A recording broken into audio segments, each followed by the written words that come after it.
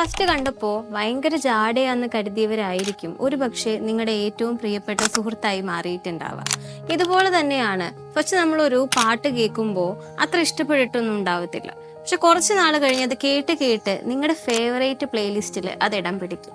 ഇതുപോലെ ഓരോ വസ്തുക്കൾ അല്ലെങ്കിൽ ഓരോ സിറ്റുവേഷൻസ് കോൺസ്റ്റന്റ് ആയിട്ട് എക്സ്പോഷർ ഉണ്ടായ ശേഷം അതിനോട് നമുക്കൊരു താല്പര്യവും സ്നേഹവും എല്ലാം തോന്നുന്ന ഈ ഒരു ടെൻഡൻസിയെയാണ് നമ്മൾ സൈക്കോളജിയിൽ നിയർ എക്സ്പോഷർ എഫക്റ്റ് എന്ന് പറയാം.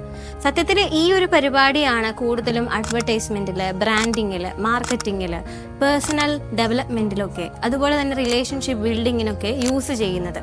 അപ്പോൾ ഇവരെന്താ ചെയ്യാന്ന് വെച്ചാൽ കണ്ടിന്യൂസ് ആയിട്ട് ഒരേ തരത്തിലുള്ള അഡ്വർടൈസ്മെന്റ് ഒരു ബ്രാൻഡിന്റെ വന്നുകൊണ്ടിരിക്കുമ്പോൾ അത് കണ്ട് കണ്ട് നമുക്ക് അതിനോടൊരു ഫെമിലാരിറ്റി വരും. അതിനുശേഷം നമുക്ക് അതിനോടൊരു വിശ്വാസത വരും. അപ്പോൾ നമുക്ക് നമ്മുടെ സ്വന്തം സാധനമാണ്, അത് വളരെ നല്ലതായിരിക്കും എന്നൊരു തോട്ട് സബ് കോൺഷ്യസ്ലി നമ്മുടെ ഉള്ളിൽ വരും. ശേഷം ഒരു വട്ടം നമ്മളൊരു സൂപ്പർ മാർക്കറ്റിൽ പോകുമ്പോഴോ അല്ലെങ്കിൽ ഓൺലൈൻ ഷോപ്പ് ചെയ്യുമ്പോൾ ഈ പ്രൊഡക്റ്റ് കാണുമ്പോൾ പെട്ടെന്ന് തന്നെ അതെടുക്കാനുള്ള ഒരു ടെൻഡൻസി നമുക്ക് കൈവരുന്നു. കോൺസ്റ്റന്റ് ആയിട്ടൊരു പോസിറ്റീവ് സ്റ്റിമുലസിന്റെ എക്സ്പോഷർ വരുമ്പോഴാണ് നമുക്ക് അതിനോട് അട്രാക്ഷൻ വരിക.